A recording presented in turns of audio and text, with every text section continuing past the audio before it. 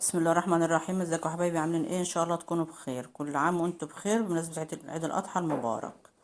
هنعمل معاكم هنا طبق مشكل اهوت، من المشكل طبعا من الكبدة والقلب واللحمة والطحال والفشة. معايا سيحت الاول حتة دهنة اهيت، ومعايا قطع لحمة صغيرة خالص اهيت، ومعايا بقى الكبدة. لازم نشيل القشرة اللي فيها دهيت عشان تنفش معاكي ما تكشش. القشره اللي فيها الرقيقه اللي بتشوفينا بنشيلها دي، لو سبتها فبتخليها تكش وما تنفش في الايه وانت بتسويها. اهو لازم تنشد بسهوله. امسكي طرفها كده تبقى رقيقه خالص كده، هتلاقيها تنشد معاكي بسهوله يعني، وتسلك معاكي بسهوله. اهي شايفين؟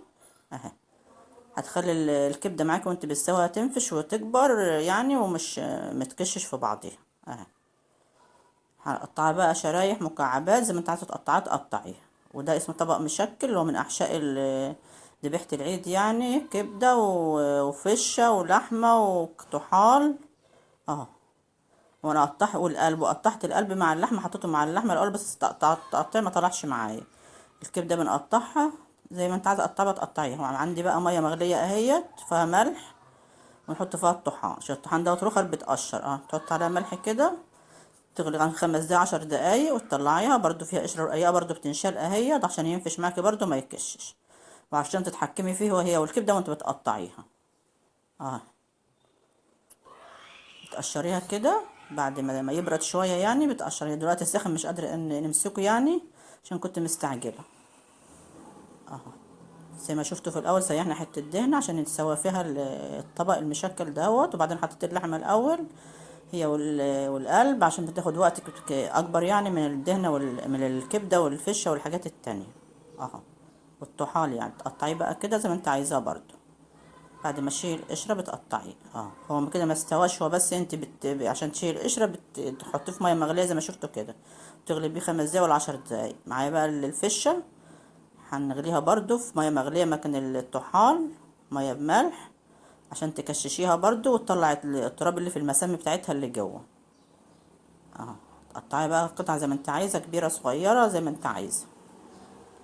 ولو عجبكم الفيديو اعملوا اشتراك في القناة، واعملوا اكتبوا لي تعليق حلو زيكم، واعملوا لي لايك. الفشة اهي برضو بتكششيها في مية مغلية بالملح مكان الطحال اهيت، لونها غمق بقى زي شكل لون الكبدة اهيت. تغليها برضو لحد ما تنضف خالص، تلاقي المية اتغيرت خالص وتنضف وتكش معاكي وتديكي اللون اللي انت شايفاه ده اهو.